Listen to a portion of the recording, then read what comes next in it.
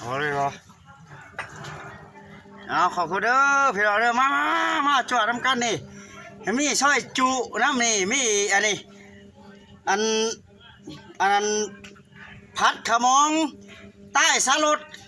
นี่มีผักหอมยังคักเรียบร้อยค่ะมีข้าวเหนียวมีอันกุ้งสดนี่พี่น้องนี่กุ้งสดนี่โอ้เบิ้งคักโลกุ้งสดนี่อันนี้โอบแบ่เด้อพี่น้องเด้ออันนี้มักอันนั้นขมองแบ่นี่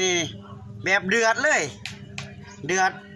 มีอันใส่ไข่ดาวเลยแบบพี่น้องเอาเด้อมาเบิ้งคักเด้อพี่น้องเด้อเอากินแบบคักเลยนี่โอเคเอาพี่น้องเอานี่ใส่บักพริกหันๆนี่พี่น้องนี่พักน้ำหอมเลยนี่ใส่แบบว่าปิดปากเมียนเลยพี่น้อง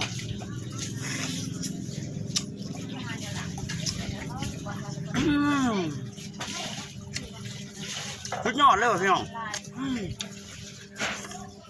มีหอมแดงเขาสดๆอยู่สดเลยใส่โอ้คักมานี่แห้งคักนี่พี่น้อง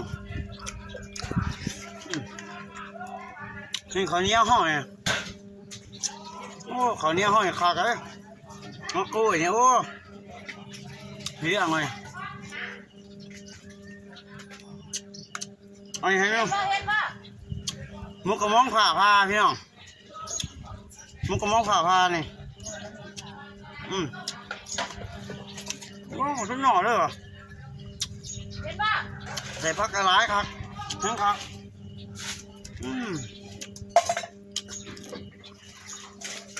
อันนี้โอ๊บแบะใต้น้ำนี่โอ๊บแบะใต้น้ำนี่พี่น้องโอ้คักสักไร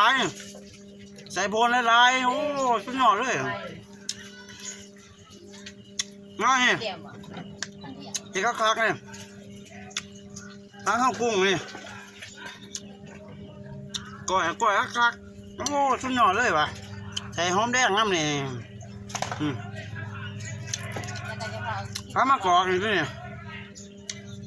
ใส่เนี่ยพริกน้ำเนี่ยข้ามมาหน่วยด้วยเนี่ย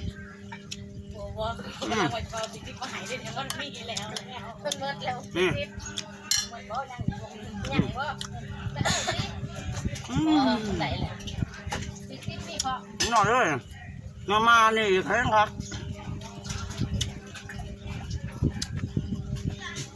เฮือกมองผ่าแห้งคักพี่น้อง